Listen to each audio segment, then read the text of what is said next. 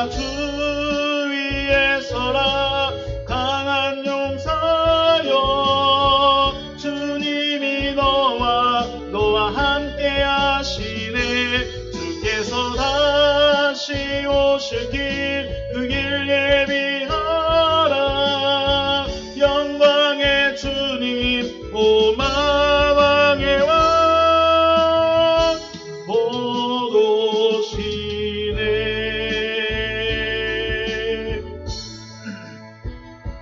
주님 나라 임하시네 주의 날은 멀지 않았네 너는 일어나 주를 따르라 하나님 널 부르시네 세상은 아직 어둠 속에 믿으신 주 보기 원하네 너는 일어나 그 빛을 바라라 주님의 영광 내게 임했네 일어나 주 위에 서라 강한 용사여 주님이 너와 함께 하시네 주께서 다시 오실 길 그 길 예비하라 영광의 주님 오 마왕의 왕 곧 오시네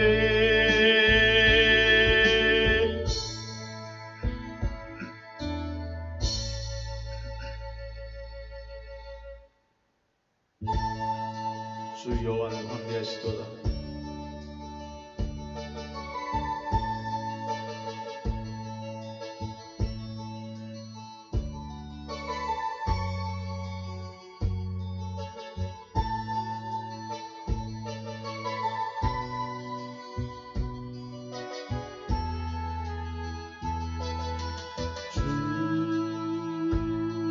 여호와는 광대하시도다 그 거룩한 하나님 성에서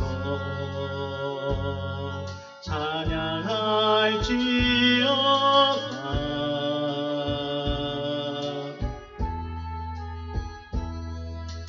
주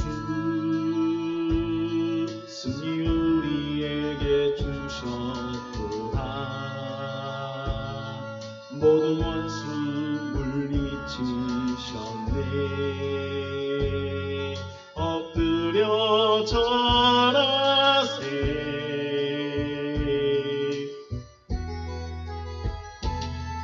다 주의 크신 이름 높이며 우리에게 행하신 위대한 일 감사세 오 주의 신실하신 그 사랑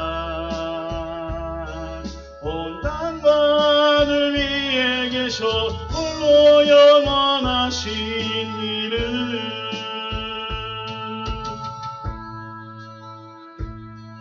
여호와는 광대하시도다 그 거룩한 하나님 성에서 찬양할지어다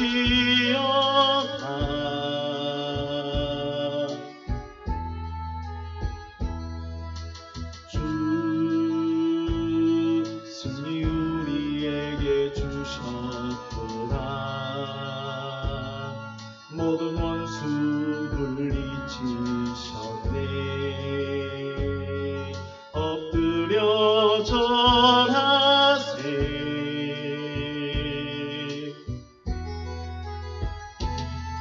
다 주의 크신 이름 높이며 우리에게 행하신 위대한 일 감사세 오 주의 신실하신 그 사랑 온 땅과 하늘 위에 계셔 홀로 영원하신 행하신 일을 다 주의 크신 이름을 높이며 다 주의 크신 이름 높이며 우리에게 행하신 위대한 일 감사세 오 주의 신실하신 그 사랑 온 땅만을 위해 계셔 홀로 영원하신 이름 다시 한번 다 주의 크신 이름을 높이며 다 주의 크신 이름 높이며 우리에게 행하신 위대한 일 감사하세 오 주의 신실하신 그 사랑 온 땅만을 위해 계셔 홀로 영원하신 이름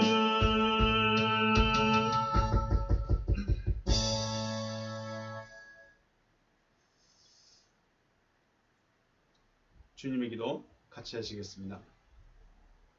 파텔 헤몬 호 엔 토이스 우라노이스 하기아스데토 토 오노마스 엘데토 헤 바실레이아스 게네데토 토 델레마스 호스엔 우라논 카이 에피테스게스 톤 알톤 헤몬 돈 에피우시온 도스 헤민 세메론 카이 아페스 헤민 다 오펠레이마타 헤몬 호스 카이 헤메스 아페이멘 토이스 오펠레이타스 헤몬 카이메 에이세네케스 헤마스 에이스 페이라스몬 알라 우르사이 헤마스 아포트 포네루 호티소 에스틴 헤 바실레이아 카이 헤 두나미스 카이 헤 독사 에이스토스 아요나스 아멘. 아멘. 말씀 보시겠습니다. 창세기 17장 3절에서 5절 말씀입니다. 창세기 17장 5절에서 3절 말씀 공독합니다. 아브람이 엎드렸더니 하나님이 또 그에게 말씀하여 이르시되 보라 내 언약이 너와 함께 있으니 너는 여러 민족의 아버지가 될지라 이제 후로는 내 이름을 아브람이라 하지 아니하고 아브라함이라 하리니 이는 내가 너를 여러 민족의 아버지가 되게 함이라. 아멘. 하나님은 여러분과 저의 아버지가 되기를 원하십니다. 땅으로부터 나온 티끌의 존재로 존재하게 하시지 아니하시고 새 창조 또 거듭남이라는 것을 통해서 하나님의 아들로 존재하도록 하시기를 원하신다는 것이죠. 우리가 어떤 존재인가? 내가 어떤 존재인가? 나는 아파르민 하 아다마 그 땅으로부터의 먼지 그 땅으로부터의 먼지 네페시 하야로 생명이 없는 존재로 있던 나를 하나님께서 새 창조하셔서 하나님의 아들로 세우기를 원하신다는 것이죠. 하나님의 창조하심으로 하나님을 아버지라 부를 수 있는 여러분과 제가 되시길 주님의 이름으로 축복합니다. 지난 시간에 할례 그리고 하나님의 말씀에 대해서 우리가 말씀을 나누었습니다. 다시 한번 아주 중요하기 때문에 다시 한번 생각해보고 넘어가겠습니다. 할례는 표피를 베다, 표피를 베어내다 라는 뜻이 있지만은 그 의미는 내 언약이 너희 살에 있다고 하셨습니다. 17장 13절에서 내 언약이 너희 살에 있다. 쉽게 표현하면 내 언약을 너희 살에다 새겨 넣었다는 것이죠. 하나님의 말씀을, 하나님의 언약을 너희 살에 새겨라 이 말씀입니다. 하나님의 언약의 백성이라는 증거가 할례이며 돈으로 사온 자이든지 집에서 낳은 자이든 할례를 받는 자는 하나님의 언약의 백성으로 하나님의 것이지만 할례를 행하지 않는 자는 하나님의 언약을 배반하였기 때문에 끊어짐을 당하게 될 것이라고 말씀하십니다. 하나님의 언약을 배반하였다. 왜 배반일까요? 새기지 않는 자체가 배반이죠. 하나님의 언약을 살에 새기지 않는 자체가 배반이라고 하십니다. 여러분은 하나님의 언약이 새겨져 있습니까? 바울은 이렇게 말씀합니다. 로마서 2장 29절에서 오직 이면적 유대인이 유대인이며 할례는 마음에 하라고 하십니다. 마음에 할지니 영에 있고 율법 조문에 있지 아니한 것이라 그 칭찬이 사람에게서가 아니요 다만 하나님에게서니라. 네, 중요한 것은 할례는 마음에 하라고 하십니다. 마음에 할례를 해라. 언약을 아브라함에게는 언약을 너의 살에 새겨라. 이것을 바울은 하나님의 말씀을 마음에 새기라고 합니다. 지금 우리에게 할례는 하나님의 말씀을 마음에 새기는 것입니다. 병원 가서 할례 받는 것이 아니라 하나님의 말씀을 마음에 새기는 것. 그러면 하나님의 말씀은 누가 하느냐? 하나님의 말씀은 누가 전해주느냐? 하나님의 아들이 그 말씀을 전하는 것이죠.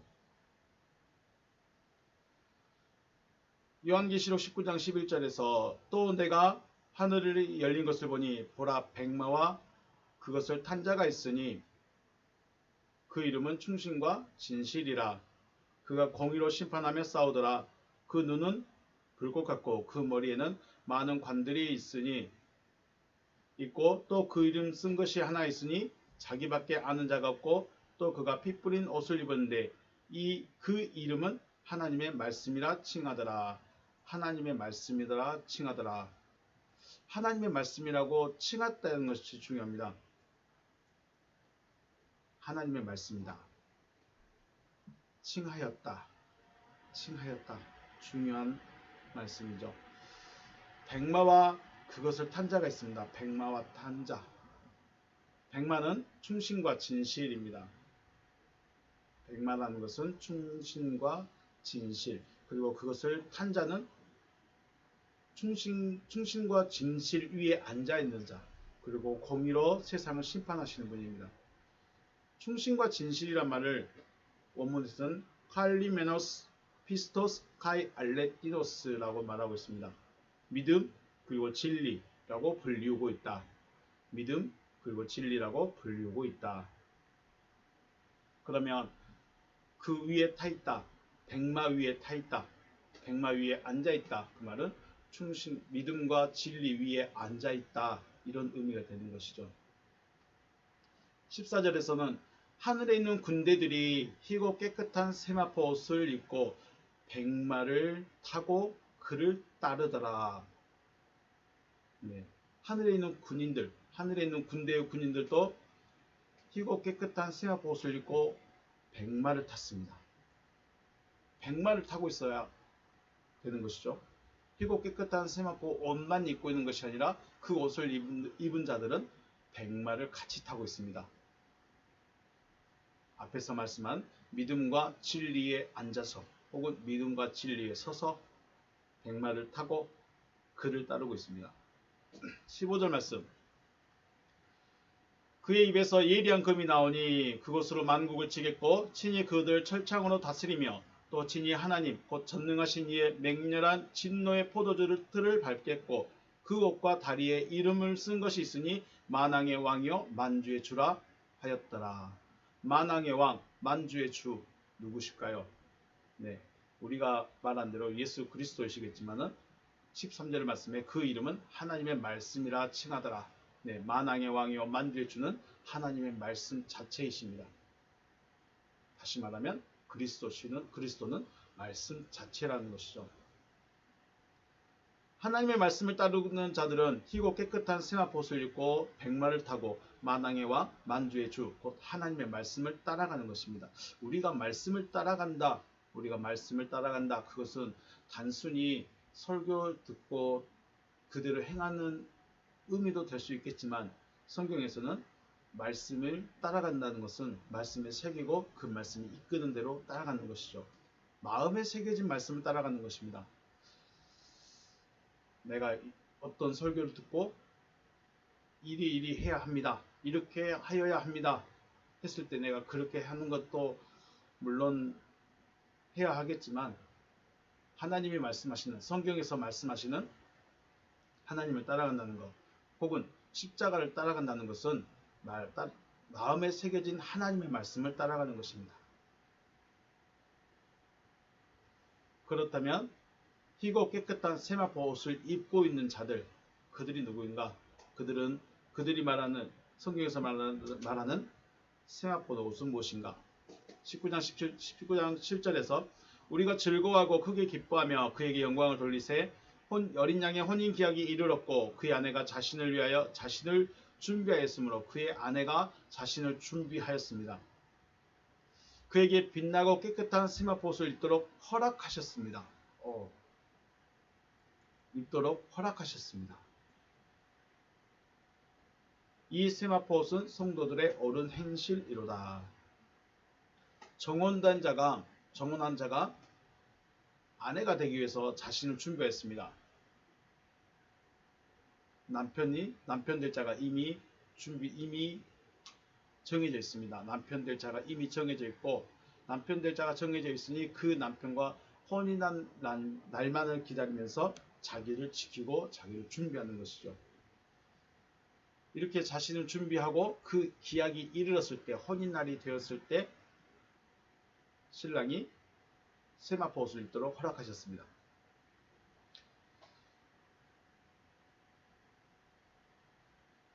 빛나고 깨끗한 세마포 옷을 입도록 허락하셨다는 이 부분을 토갈 비시논 타 디카요마타 에스틴 톤 하기온. 그러므로 입는 것은 의이다. 입어야 할 것. 입고 있는 것은 의이다 라고 말합니다. 디카요마타, 의로움. 그러면 누가 이것을 입느냐? 거룩한 자들이 입어야 할 것은 의이다 라고 말씀하시죠. 우리는 세마포 옷이라고 번역을 하고 있지만 입어야 할 것 혹은 입고 있는 것, 비시노, 이것은 의이다 라고 말씀합니다. 그러면 앞에서 말씀하셨던 준비된 아내들, 그 아내가 곧 누가 됩니까? 하기온, 톤 하기온, 그 거룩한 자들입니다. 아내들은 거룩한 자들입니다. 거룩한 자들이 세마포, 의를 입고 있습니다. 의는 그리스도십니다. 우리의 의로움이 되시는 분은 그리스도시고, 옷을 입고 있다는 것은 그리스도 안에 있다는 것이죠. 옷이 그리스도시라면 내가 그 안에 들어가 있는 것입니다. 그러므로 누가 봐도 그리스도를 입고 있는 상태. 이 사람들이 거룩한 자들, 또 그의 아내가 되는 것이죠.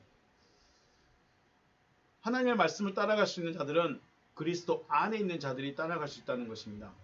곧 말씀이 새겨져 있어야만이 만왕의 왕 만주의 주를 따라갈 수 있는 것입니다. 우리는 쉽게 주를 따라간다, 혹은 나도 죽는 데까지 주님을 따르겠습니다, 나도 십자가를 지고 죽는 데까지 따라가겠습니다 라고 선언하지만 베드로가 실패했던 것처럼 내 고백으로는 할 수 없다는 것입니다. 그분을 따라갈 수 있을 때는 말씀이 내 안에 새겨져 있을 때, 이것을 믿음의 상태라고 말하죠. 믿고 있느냐? 그 상태는 바로 말씀이 새겨져 있는 상태를 말합니다. 말씀이 새겨져 있어야만이 십자가를 지고 따라갈 수 있다는 것이죠. 그러므로 하나님의 말씀이 새겨져 있는 것은 누구를 따라갈 것인가가 정해지는 아주 중요한 사건입니다. 단순하게 내가 말씀을 들었습니다, 알고 있습니다, 성경을 맺독했습니다가 주님을 따라가는 것이 아니라 내 안에 무엇이 새겨져 있는가, 내가 새겨져 있는 그 말씀대로 내가 따라간다는 것입니다. 하나님의 말씀이 새겨지면 하나님의 말씀을 따라가는 것이고, 다른 말이 새겨져 있으면 다른 말을 하는 자를 따라갈 수밖에 없는 것이죠. 성경에서는 이 표현, 말씀이 새겨진 이 표현을 인침받았다라고도 표현합니다. 인침을 받았다. 요한복음 6장 27절, 썩을 양식을 위하여 일하지 말고 영생하도록 있는 양식을 위하여 하라. 이 양식은 인자가 너희에게 주리니 인자는 아버지 하나님께서 인치신 자니라. 하나님께서 인치신 자입니다. 자, 예수님은 자신을 인자라고 자주 말씀합니다. 인자가. 그러면 예수님은 사람의 아들인가요? 하나님의 아들인가요? 우리는 당연히 하나님의 아들로 알고 있습니다. 그런데 인자라고 표현합니다. 그렇다면 인자는 무슨 말인가? 하나님, 즉 여호와께서 사람으로 현현하신 분이 예수라는 것입니다. 그래서 인자입니다. 사람이 되셨다. 사람의 아들이라고 표현하지만 사람이 되신 것입니다. 그를 자신을 인자라고 합니다. 자, 영생하도록 있는 양식은 누군가가 주어야 먹을 수 있습니다. 영생하도록 있는 양식은 누군가가 주어야 먹을 수 있습니다. 주지 않으면 먹지 못합니다. 영생하도록 있는 양식은 누군가가 주어야 먹을 수 있습니다. 그리고 그 양식은 인자가 너희에게 주겠다고 하시죠. 인자가 누구였습니까? 인자가 누군가가 중요하죠. 인자가 누구냐. 여기까지만 생각해보면 영생하도록 있는 양식이라는 것은 지금 말씀하고 계신 분, 썩는 양식을 위하여 일하지 말고 영생하도록 있는 양식을 위하여 하라고 말씀하고 계신 그분과 같은 존재가 주는 것이죠. 영생하도록 있는 양식은 요한복음 6장 27절에서 말씀하고 계신 그분과 같은 존재가 되어진 자가 주는 것입니다. 인자가 아닌 자가 주는 양식, 인자가 아닌 자가 주는 양식은 썩은 양식일까요? 영생하도록 있는 양식일까? 여러분은 어떤 양식을 먹고 있습니까? 이것은 쌀밥이니 보리밥이니 잡곡밥이니 고기 반찬이냐 채소 반찬이냐 이거 말하고 싶어하는 것이 아닙니다. 지금 여러분이 듣고 있는 거 말하는 것입니다. 여러분이 하나님을 믿고 있으면서 듣고 있는 그것이 양식입니다. 그 양식을 썩는 양식을 먹고 있는지 영생하도록 있는 양식을 먹고 있는지 분별해야 되겠죠. 분별해야 합니다. 인자가 주는 양식은 영생하도록 있는 양식이고 인자가 아닌 자가 주는 양식은 모르겠습니다. 누가 주는 걸 먹어야 할까요? 누가 주는 걸 어떤 양식을 먹어야 할까요? 먹는 것은 굉장히 중요합니다. 왜냐하면 무엇을 먹느냐에 따라서 내 육체의 상태가 달라지고 내 믿음의 상태가 달라지기 때문에 먹는 것은 굉장히 중요합니다. 양식은 굉장히 중요한 것입니다. 그리고 영생하도록 있는 양식을 주는 그를 하나님이 인을 치셨다라고 합니다. 너는 내 것이다 하고 인을 치신 거죠. 하나님께서 인을 치셨다는 것은 하나님께서 너는 내 것이다 라고 도장을 찍으셨다는 것입니다. 결국 인침을 받았다는 것은 영생하도록 있는 양식을 나누어주는 것이며 그를 너는 내 것이다 라고 하나님께서 인을 치셨다는 것입니다. 영생하도록 있는 양식을 나눠주는 그를 하나님이 너는 내 것이다. 너는 내 말을 하고 있구나 하고 인을 친 것입니다. 말하는 자가 중요하겠죠. 말하는 자도 중요합니다. 하나님의 이름으로 주님의 이름으로 서서 주님의 말씀을 전하면 하나님이 너는 내 것이다 라고 인을 쳐주시겠지만 주님의 이름으로 서 있지만 주님의 말씀을 전하지 않는다면 너는 내 것이다. 영생하도록 있는 양식을 주지 못하고 있다면 하나님께서 인을 치실 수 있을까? 너는 내 것이다 라고 말씀을 하실 수 있을까? 요한복음 6장 27절 말씀은 물론 다 중요하지만 많이 또 중요한 말씀입니다. 썩을 양식을 위하여 일하지 말고 영생하도록 있는 양식을 위하여 하라. 이 양식은 인자가 너에게 주리니 인자는 아버지 하나님께서 인치신 자니라. 여러분은 영생하도록 있는 양식을 공급받고 있습니까? 썩을 양식을 공급받고 있습니까? 영생하도록 있는 양식이라는 것이 과연 무엇인가? 누가 주는 것인가? 하나님께서 인치신 자가 주는 것이다. 하나님께서 인치신 자는 누구인가? 바로 말씀이 새겨진 자이죠. 말씀이 새겨진 자입니다. 요한복음 3장 31절 위로부터 오시는 이는 만물 위에 계시고 땅에서 난 이는 땅에 속하여 땅에 속한 말을 하느니라. 하늘로부터 오시는 이는 만물 위에 계시나니 그가 친히 보고 들은 것을 증언하되 그의 증언을 받는 자가 없도다. 그의 증언을 받는 자는 하나님이 참되시다는 것을 인쳤느니라. 네, 그 원문을 보시겠습니다. 호 라본 아투텐 말티리안 에스프라기센 호 데우스 알레테스 에스틴. 하나님이 진리이시기 때문에 호티이아를 먼저 생각을 합니다. 하나님이 진리이시다. 하나님은 진리이시다. 하나님이 진리이시기 때문에 그의 증거가 뭡니까? 에스프라기센, 말티리안 증거를 받은 라본, 받은 그를 하나님이 에스프라기센 인쳤다. 증거를 받은 그를 인치십니다. 쉽게 말해 다시 말씀드리면 주님의 하나님의 말씀을 받은 그를 하나님이 인을 치십니다. 하나님의 말씀을 받은 그를 하나님이 인을 치십니다. 그럼 예수만 인친가요? 제자들도 인을 치줄까요? 하나님이 예수만 인을 친 것이 아니라 예수의 말을 듣고 있던 예수의 말씀이 마음에 새겨진 그 제자들도 인을 치신다는 것입니다.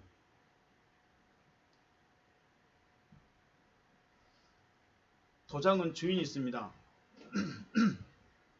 도장은 주인이 있죠.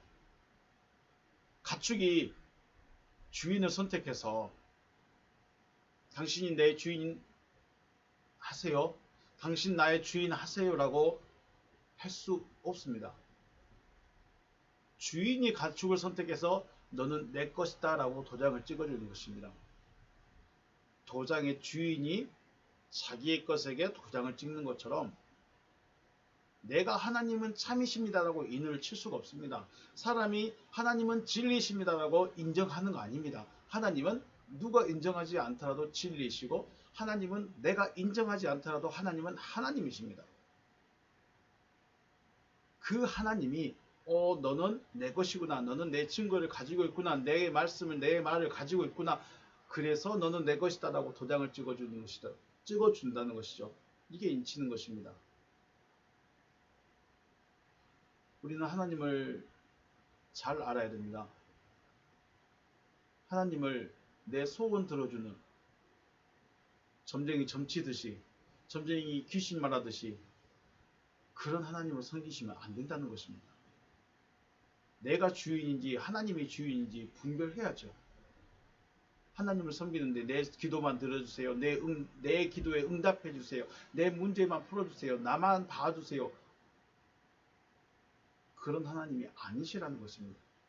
그런데 우리는 지금까지 그렇게 알고 그렇게 해왔습니다.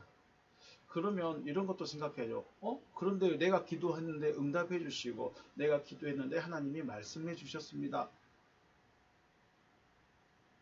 그건 왜 그럴까요? 그런데 그게 항상 그렇게 있었을까? 아이가 지금 10개월 된 아이가 있습니다. 아이가 배가 고프면 웁니다. 아주 소리를 고래고래 지르면서 울고 있습니다. 그러면 부모된 저는 배가 고프구나 하면서 우유를 주고 분유를 주고 또는 잠이 오구나 하면서 재워줍니다. 그 아이가 10살이 됐는데도 배고프다고 울고만 있었다면 잠 온다고 울고만 있다면 성장한 걸까요? 자라난 걸까요? 7살 된 8살 된 아이들이 있습니다. 배고프니까 어느 아침에 보니까 배고프니까 알아서 혼자 먹습니다. 아니 동생들까지 챙겨줍니다. 저는 안 주고 8살이 되니까 혼자 사과를 잘라서 먹을 수 있도록 준비를 해줍니다. 기특하긴 하대요. 우리는 그 응답받을 때 내가 기도했을 때 하나님이 응답해 주셨을 때 좋다 끝나는 것이 아닙니다. 하나님은 살아계시고 하나님을 더 알아가도록 준비해 주시는 것이고 은혜를 베풀어 주시는 것이지 내가 하나님 몰라도 내가 말씀을 잘 몰라도 해 주시더라. 그거는 마치 8개월짜리 10개월 된 아이가 그냥 그대로 있는 거와 똑같습니다. 여러분 어떻게 하시렵니까? 장성해야 되겠습니까? 아니면 그대로 머물러 있어야 되겠습니까? 다시 한번 강조해 말씀드리고 싶은 것은 할례는 배운 것을 하지 않습니다. 마음의 할례입니다. 마음에 하는 것입니다. 마음에 할례한다는 것은 마음의 언약을 새기라는 것입니다. 하나님의 말씀을 새기라는 것입니다. 하나님의 증거를 받아들이라는 것입니다. 하나님의 말씀이 여러분의 마음속에 새겨지시길 주님의 이름으로 축복합니다. 오늘은 본문을 통해서 이름에 대해서 생각해 보고자 합니다. 이름.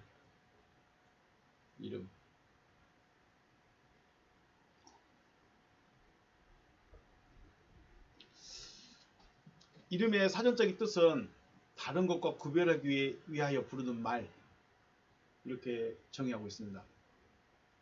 다른 것과 구별하기 위하여 부르는 말.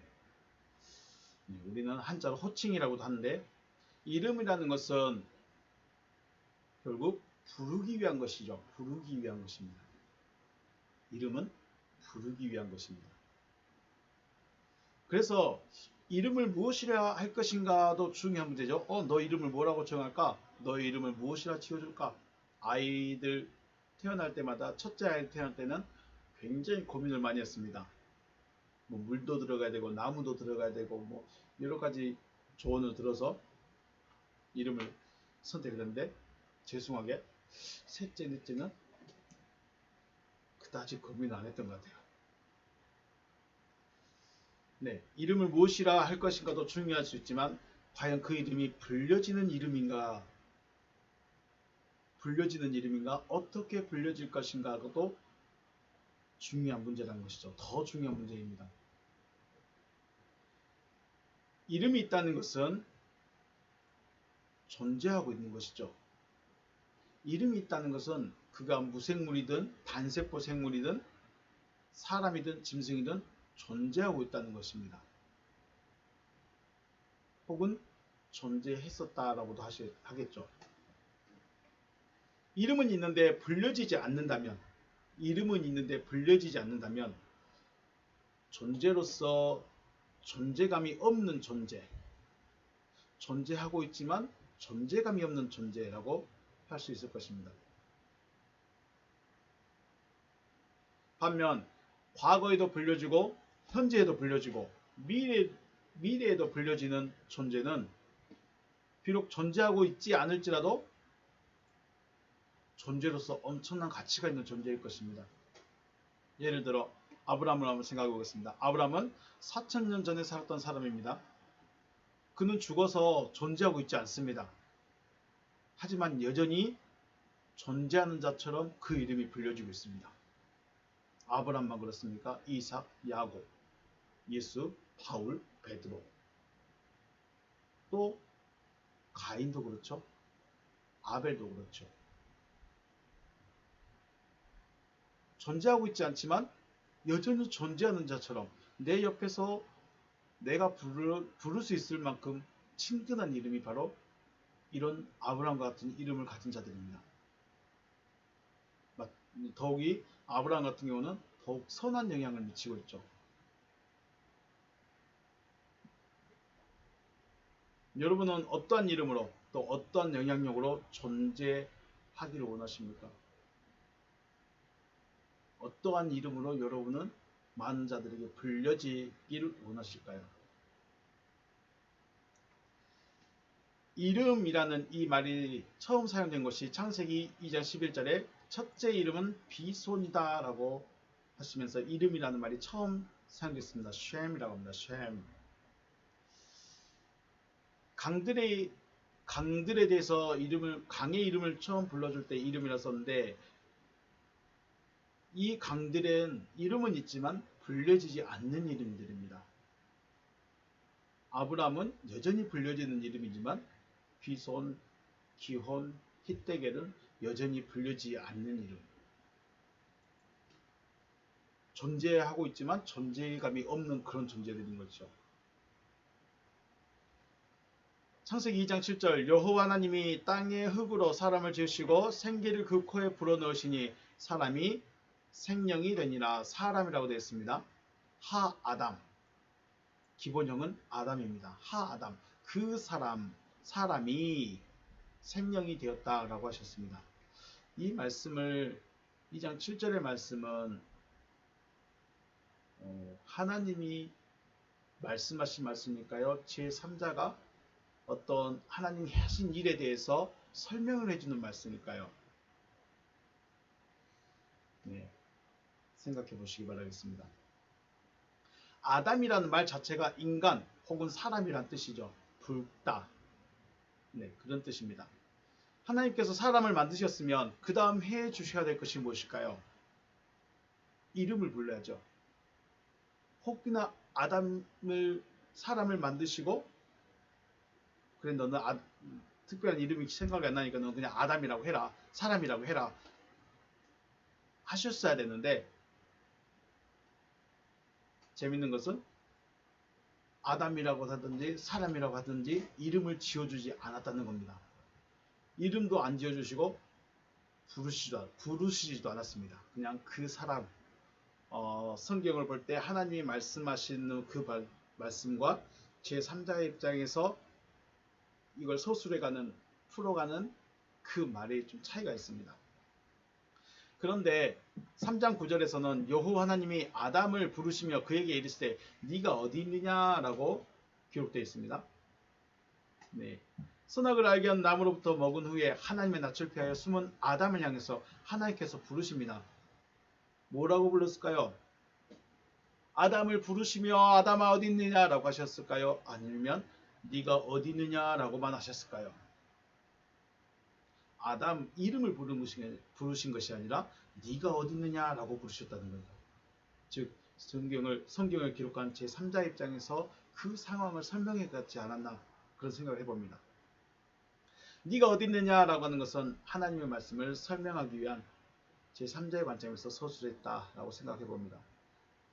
그러면 에덴 동산 안에 있던 아파르민 하 아담아로 만들어진 아담은 이름이 없는데 그 없는 상태로 쭉 이어졌을까요? 그 아담에게 이름을 주셨습니다. 언제 주셨냐? 창세기 5장에서 주십니다. 이것은 아담의 계보를 적은 책이니라.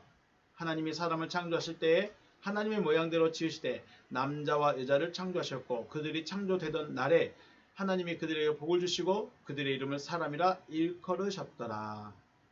원문 보시겠습니다. 원문 보시면 자칼 남자 우네케바 베람 바라 하셨습니다. 남자와 그리고 여자를 그가 창조하셨습니다. 바에바레크 그리고 복을 주셨습니다. 그들에게 복을 주셨습니다. 여기까지입니다. 자칼 우네케바 베람 바에바레크 하나 그가 남자와 여자 남자 그리고 여자를 그가 창조하시고 그가 복을 주셨습니다. 그가 복을 주셨습니다. 오탐 그들을 바이크라 불렀습니다. 뭐라고 불렀냐? 에트쉐맘 이름을 주어서 불렀습니다. 이름이라는 것을 주어서 불렀습니다. 아담 베욤 하바레암 아담이 사람이라는 이름을 주시고 불렀습니다. 언제? 그들이 창조되던 날에 이름을 사람이라 하시고 사람이라 불러주셨습니다. 그가 남자 그리고 여자를 낳으셨다라고 됐습니다. 이 창조하다 바라가 바로 창조라고 되어 있는데 창조라고 해도 무방하겠습니다. 남자 그리고 여자를 낳으시고 그들에게 복을 주셨다. 그리고 그들이 창조되던 날에 그들의 이름을 사람이라 부르셨다. 네. 동방의 에덴 동산에 있던 만들어진 아담에게는 이름이 없었지만 하나님께서 창조하신 사람에게는 사람이라는 이름을 주셨습니다. 동일한 존재인데 같은 존재인데 에덴 동산 안에 있던 만들어진 아담에게는 이름을 안 주셨습니다. 근데 이 아담을 창세기 5장에서는 창조를 하시고 이름을 주셨습니다. 사람이다. 에덴 동산 안에 있던 만들어진 아담에게는 이름을 주지 않으셨습니다.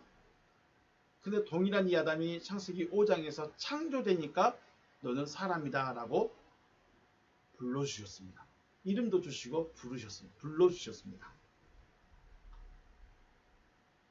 만들어진 아담과 만들어진 존재와 창조되어진 존재가 다릅니다. 동일한 존재인데 만들어졌을 때와 창조되어졌을 때가 다르다는 것입니다.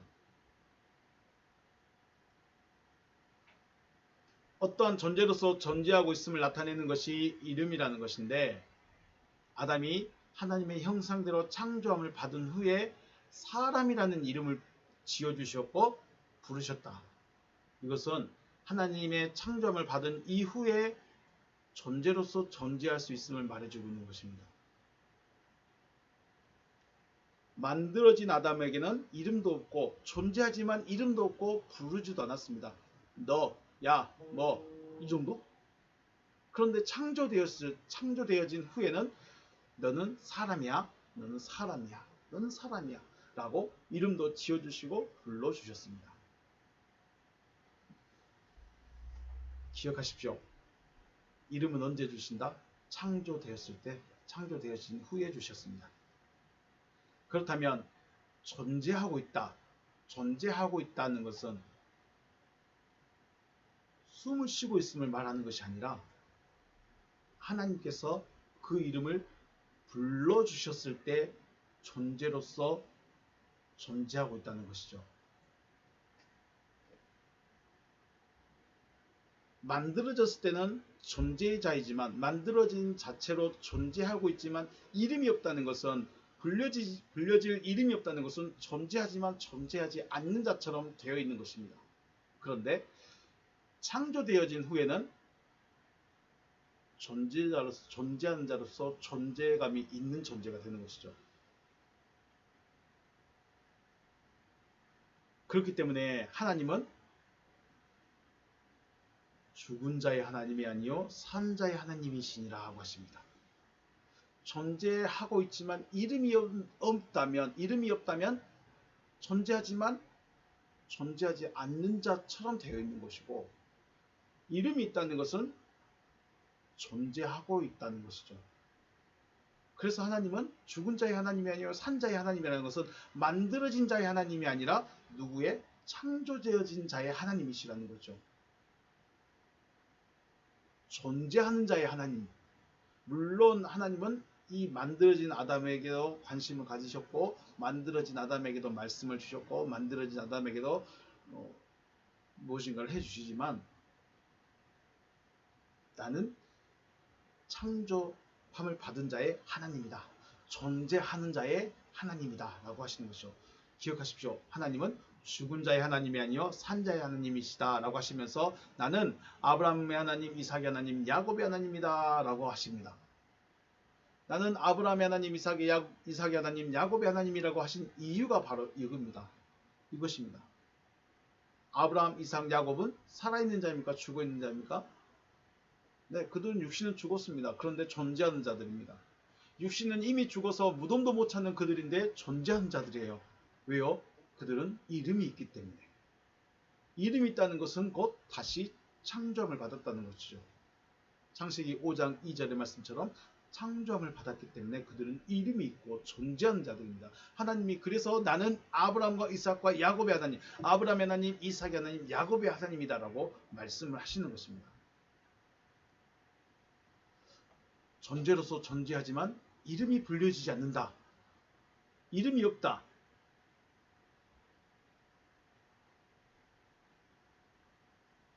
글쎄요. 존재로서 존재하지 않지만 이름이 불려지고 있다. 누구처럼? 아브라함처럼, 이삭처럼, 야곱처럼 존재하지 않지만 이름이 불려지고 있다. 그 사람은 존재하지 않지만 존재하는 자.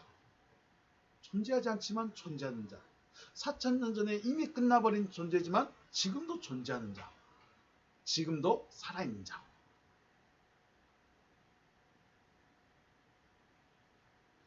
아브라함, 이삭, 야곱은 존재하지 않지만 하나님은 여전히 그들의 이름을 부르고 계시며 그들이 하나님이다. 나는 아브라함의 하나님이다 라고 하십니다.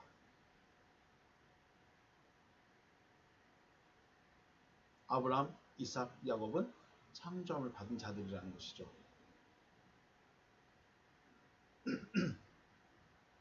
아브라함의 원래 이름은 아브람입니다. 아브람, 고귀한 아버지. 오늘 본문에 말씀하신 것처럼 이제 후로는 내 이름을 아브람이라 하지 아니하고 아브라함이라 하리니 이는 내가 너를 여러 민족의 아버지가 되게 합니다 라고 하셨습니다. 이 히브리 말씀을 똑같이 생겼는데 이 하만 들어가 있습니다. 하만 빠지면 아브람이 되고 하가 들어가면 아브라함이 됩니다. 자, 아브라함의 의미는 여러 민족의 아버지, 곧 개인적인 아버지에서 여러 민족의 아버지로 이름이 바뀌었습니다. 이름이 바뀌었습니다. 아브라함은 이름이 바뀌었습니다. 기억하십시오. 아브라함은 이름이 바뀌었습니다. 창세기 19장 17절에서 하나님이 이르시되 아니라 네 아내 사라가 내게 아들을 낳으리니 너는 그 이름을 이삭이라 하라. 내가 그와 내 언약을 세우리니 그의 후손에게 영원한 언약이 되리라. 네, 이삭이라는 이 사람은 사라의 뱃속에서부터 조성될 때부터 이름이 주어졌습니다. 뭐라고 지어졌습니까? 이스하크로 지어졌습니다. 하나님이 야 얘는 이삭이야. 네, 그렇게 이름을 지어주셨습니다. 바뀌어진 이름이 있고 처음부터 이름이 지어진 이름이 있습니다. 이자크의 사전적인 뜻은 웃음이란 뜻이지만 의미는 영원한 언약입니다. 이자크는 영원한 언약이다. 의미는 왜 영원한 언약이 될까요? 이삭이 태어난 것은 사라에게 말씀을 주셨고 말씀대로 되어진 존재입니다. 말씀대로 말씀을 주셨고 말씀대로 되어진 존재이기 때문에 영원한 언약입니다. 만약에 사라에게 이삭이 태어난 것이 영원한 언약이 아니라 그냥 그 사건으로 끝났다면 어쩌면 여러분과 저와는 성경은 전혀 상관이 없을 수도 있습니다.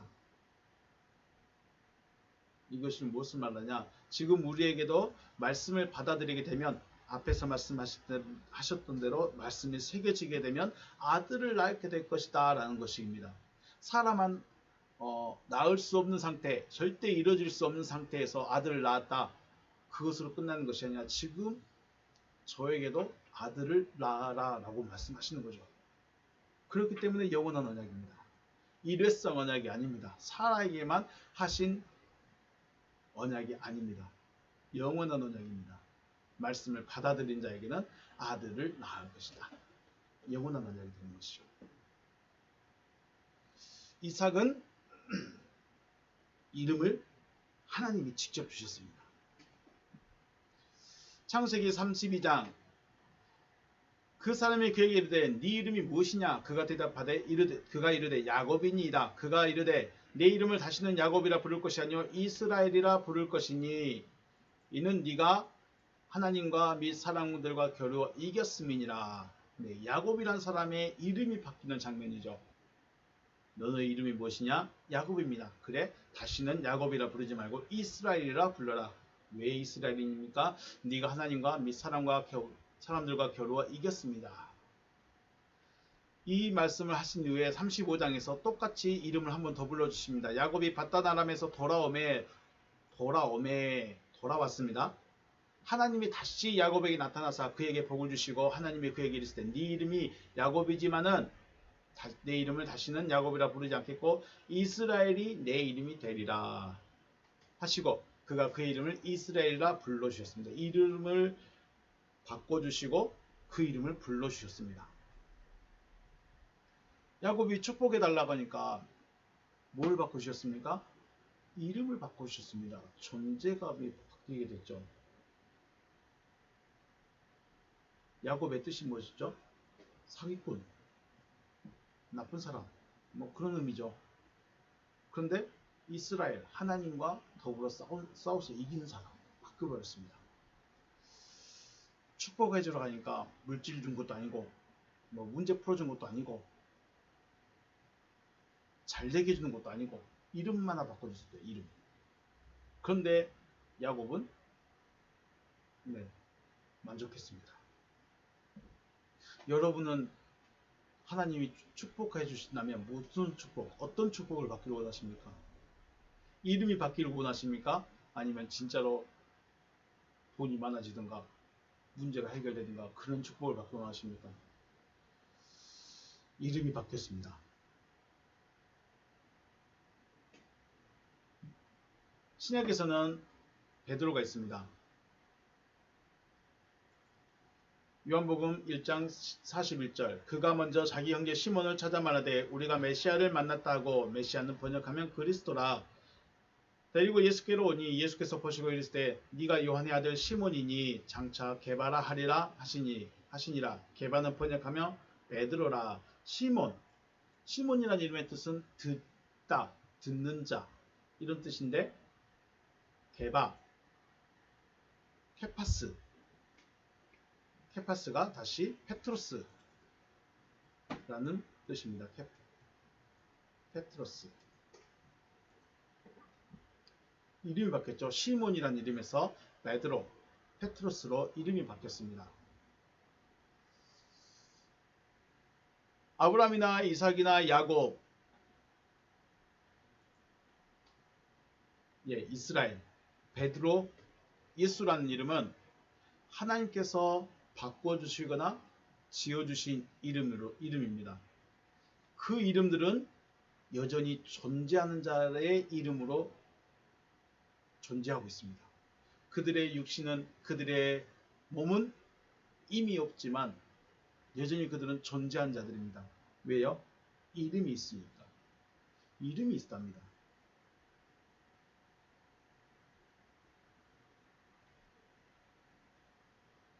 그렇다면 지금의 여러분과 저의 이름은 어떻게 될까요?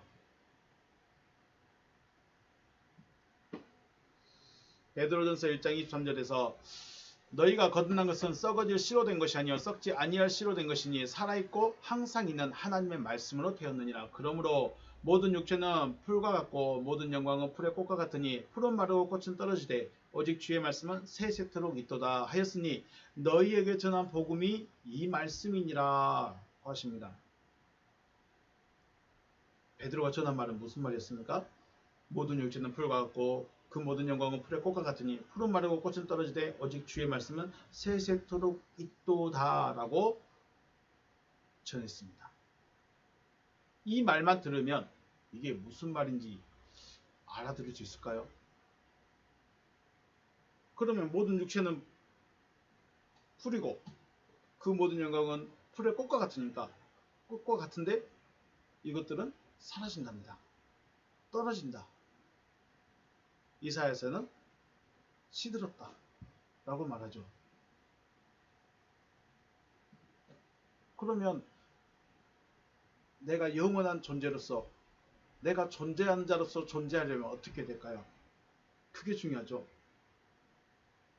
제 이름, 제 육체, 제 영광, 제가 잘하고 있는 이 모든 것들은 사라진답니다. 없어진답니다. 없어진 자로 끝나버린다면 우리가 하나님을 믿는 믿음의 목적이 있을까요? 왜 주의 말씀은 세세토록 있도다 라고 말을 하고 있을까요?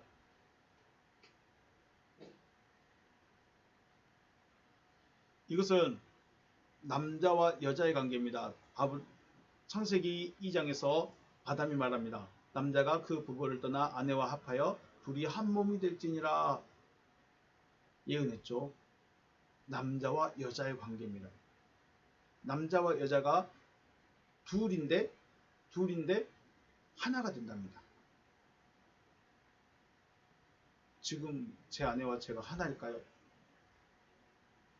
이것은 바울은 그리스도와 교회의 관계라고 말합니다. 그리스도와 교회의 관계. 그리스도와 교회가 하나 되어지는 것. 남자와 여자가 한 몸이 되고 그리스도와 교회가 한 몸이 되는 것처럼 없어질 육체와 그 영광과 세세토록 있을 주의 말씀과 한 몸이 되어져야 된다라는 것을 말하고 싶어 하는 것입니다. 이렇게 되면, 즉 남자와 여자가 하나가 된 한 몸이 되면 한 몸에 두 기능이 있는 것처럼, 그리스도와 교회가 한 몸이 되면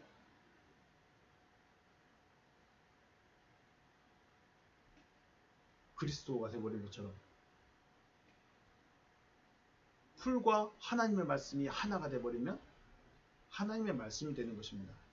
하나님의 말씀. 그러므로 우리의 이름은 곧 하나님의 말씀이 되어지는 것이죠. 우리의 이름은 하나님의 말씀이다. 어떤 자가요? 말씀이 새겨진 자다. 영원토록 세세토록 있는 주의 말씀과 하나 되어있는 우리는 하나님의 말씀이 되어지는 것이죠. 생각해보면, 다시 한번 생각해 보겠습니다. 아브라함이나 이스라엘이나 베드로는 이름이 바뀌었습니다. 바꿔주신 이름이죠. 원래 이름이 있었는데 아브라함으로, 이스라엘로, 베드로로 이름을 바꿔주셨고, 이삭이나 예수님은 처음부터 그 이름을 주셨습니다. 이삭이라 하여라, 예수라 하여라 하고 이름을 주었습니다. 이게 뭘 말할까요? 이름을 바꿔주신 자들은 말씀이 이루어지는 과정을 지났을 때 이름을 바꿔주십니다. 아브라함이 갈대아 우르에서 하란으로 갔다가 가나안으로 들어오고, 가나안에서도 애굽으로 내려갔다가 여기저기 방황하고 여러 가지 전쟁을 겪고, 이런 일을 겪고 나서 말씀대로 되어진 것, 말씀과 완전히 하나 되어졌을 때 아브라함이라는 이름이 지어집니다. 야곱이 아버지 집을 떠나 바다나람에 가서 20년간 고생하고 열심히 살다가 돌아왔을 때 다시 돌아오니까 하나님이 너는 이스라엘이라 불러라 하고 이름을 주십니다. 베드로도 시몬으로 열심히 살아가다가 주님을 만남으로 그 이름이 베드로라 이름이 바뀌어졌습니다. 이것은 말씀이 이루어져가는 과정을 지났을 때, 다시 말해서 말씀이 이루어졌을 때 이름이 바뀌어지는 것입니다. 이삭이나 예수님처럼 처음부터 이름을 주신 그들은 말씀대로 되어진 이름입니다. 말씀대로 되어진 자들을 처음부터 그 이름이 정해져 있습니다. 이삭, 예수. 이것은 굉장히 중요한 의미를 가지고 있습니다. 우리가 하나님의 말씀을 이루어야 되는데, 하나님의 말씀이 이루어져야 되는데, 처음부터 이루어진 자가 있는가 하면 이루어진 과정을 다 지나고 나서 이름이 바뀌어진 자들이 있습니다. 우리는 아브라함이나 이스라엘이나 베드로와 같은 상황을 겪겠죠. 바꿔진 이름으로 갑니다. 하나님이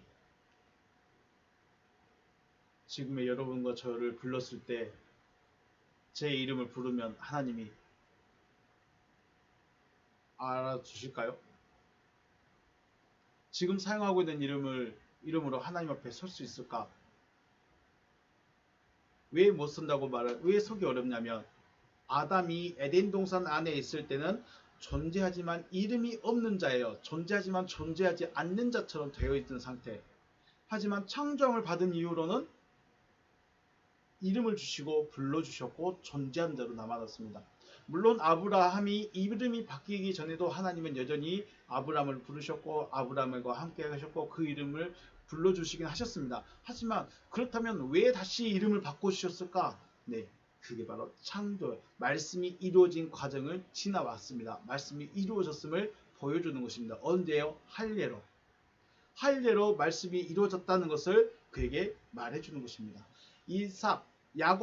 야곱은 언제 됐습니까? 바다나람에서 돌아왔을 때 네 이름이 야곱이다마는 다시는 야곱이라 부르지 말고 이스라엘이라 불러라 라고 하나님이 이름을 바꿔주셨습니다. 그 말은 너에게 네가 이제 말씀이 이루어졌다, 내 말이 너에게 새겨졌다 라는 것을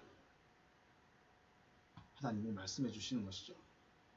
그러므로 지금 우리가 해야 될 것이 무엇이냐? 나에게 말씀이 어떠한 말씀이 있고 그 말씀이 이루어질 때까지 우리는 기다려야 됩니다. 왜냐하면 이름이 바뀌어져야 하나님이 너 내가 알아. 라고 해주시는 거죠. 이게 앞에서 서두에서 말씀드렸던 할례에 대한 겁니다.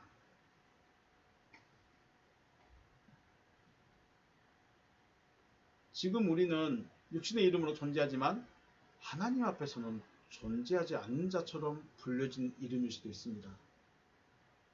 물론 하나님은 갈대우르에 있는 아브람을 보셨고 그 이름을 부르셨고 그에게 찾아오셔서 여러 가지 과정을 거쳤습니다. 모르는 건 아닙니다. 하지만 하나님이 원하시는 것은 이름이 바뀌는 걸 원하시는 것입니다. 창세기 5장에서 말한 것처럼 창조함을 받은 그 상태를 원하신다는 거죠. 그러므로 하나님의 말씀이다라고 불린다는 것은 교회를 다닌다, 직분이 있다, 세례를 받았다와는 전혀 상관이 없는 존재성의 문제입니다. 이름이 바뀌어졌다. 이것은 존재성의 문제입니다.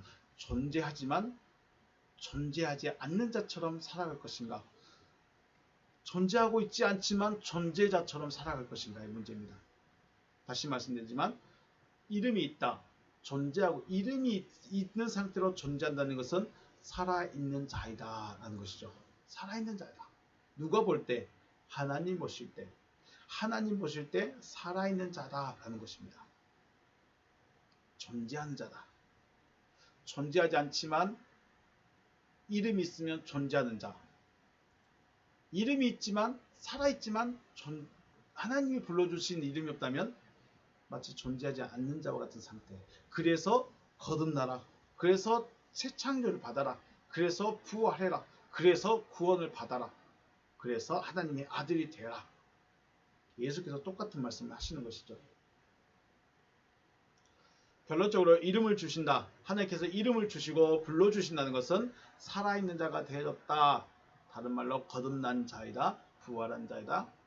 구원받은 자다라는 것이죠. 더 쉽게 하나님의 아들, 제가 처음에 서두에서 말한 것처럼 하나님이 요구하셨던 티끌로 남아있는 존재가 아니라 존재하는 자, 아버지, 하나님을 아버지라 부를 수 있는 존재가 되어졌다는 것입니다. 이름을 주셨다.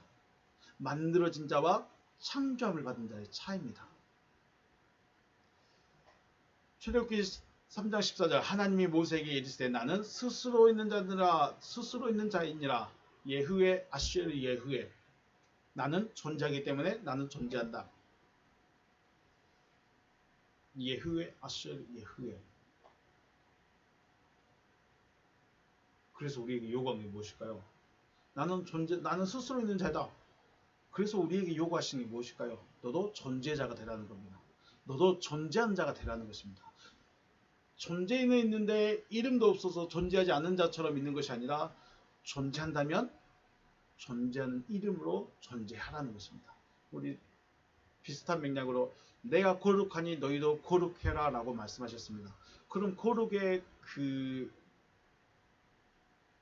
거룩이라는 것 자체를 우리는 어떻게 받아들일까요? 내가 거룩하니 너희도 거룩하라. 그 말은 너도 누구같이 되라는 겁니까? 나같이 되라는 것입니다. 너도 거룩한 자가 되라는 것입니다. 어떻게 거룩해질 수 있습니까? 목에 힘주면 됩니다. 머리에 기름 많이 바르면 됩니다. 좀 옷을 멋있는 거룩한 옷을 입으면 됩니다. 그러면 거룩해질까요? 하나님이 우리 육신이 얼마나 때 빼고 광내느냐에 따라서 거룩해졌다. 말투가 어떻게 하냐에 따라 거룩해졌다라고 말씀하실까요? 너도 나 같은 자가 되라는 것이죠. 나는 스스로 있는 자이다. 그 말은 너도 스스로 있는 자가 되라. 즉 존재하는 자가 되라는 것입니다. 존재하지만 존재하지 않는 자와 같은 자가 말고 그런 자 말고 존재하면서 이름도 가지고 있으면서 존재하는 자로 존재하라는 것입니다. 그래서 이름이 중요합니다. 누가 불러주신 이름? 하나님이 불러주시는 이름. 하나님이 지어주신 이름. 중요합니다. 언제 지어주셨습니까? 창조함을 받을 때. 신약적으로는 요한복음 3장에서는 거듭났을 때. 또 부활했을 때. 그 이름이 주어집니다. 요한계시록에서 말씀을 봤듯이 그들은 하나님의 말씀이다. 충신과 진리 위에 탄 백마를 탄 하늘 군대들, 세마포 옷을 입고 있는 그들을 뭐라고 부릅니까? 하나님의 말씀이다 라고 그들을 부릅니다. 자, 하나님께서 존재하고 계시기 때문에 지금 여러분과 저희도 존재한 자로 존재할 것을 말씀하시는 것입니다. 존재한 자로 존재할 것인가? 존재하지만 존재하지 않는 자로 존재할 것인가? 선택은 말씀을 받느냐 안 받느냐, 말씀을 받았느냐 안 받느냐, 말씀이 새겨졌느냐 새겨지지 않았느냐. 하나님의 창조하심으로 하나님께서 부르시는 이름으로 존재하시는 여러분과 제가 되시길 주님의 이름으로 축복합니다. 하나님이 이름을 지어주시고 하나님이 불러주시고 너는 내 것이다 라고 인치는 것, 이것이 하나님이 말씀을 성경이라는 것을 통해서 우리에게 지금 하시고자 하시는 것이죠. 믿음은 어떻게 할 수가 없습니다. 각자가 자기 믿음대로 가는 것입니다.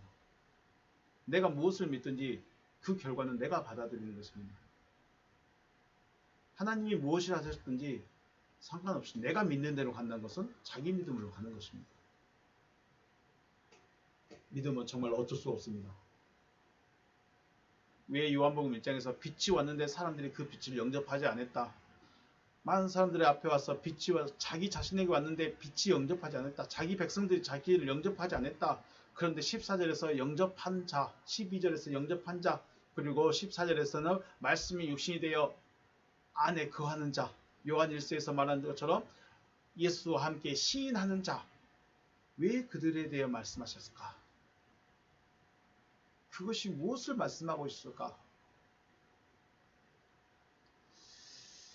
답을 찾으시길 주의 이름으로 축복합니다. 그래서 여러분에게도 하나님께서 이름을 주신 자들, 이름을 불러주신 자들, 제 계명은 제가 계명한다고 해서 되는 거 아닙니다. 제가 또 성경에는 거룩한 이름으로 바꾼다고 해서 되어지는 것도 아닙니다. 하나님이 불러주셔야 됩니다. 뭐라고요? 너는 말씀이다 라고 불러주셔야 됩니다. 그것이 인침받은 것, 할례받는 자, 저의 이름이 되어져야 되죠. 다시 한번 여러분에게 하나님께서 이름을 주시고 불러주시는 존재하지 않은 존재자로서의 살아갈 수 있는, 존재한 자로 살아갈 수 있는 여러분과 제가 되시길 주님의 이름으로 축복합니다. 마치겠습니다. 수고하셨습니다.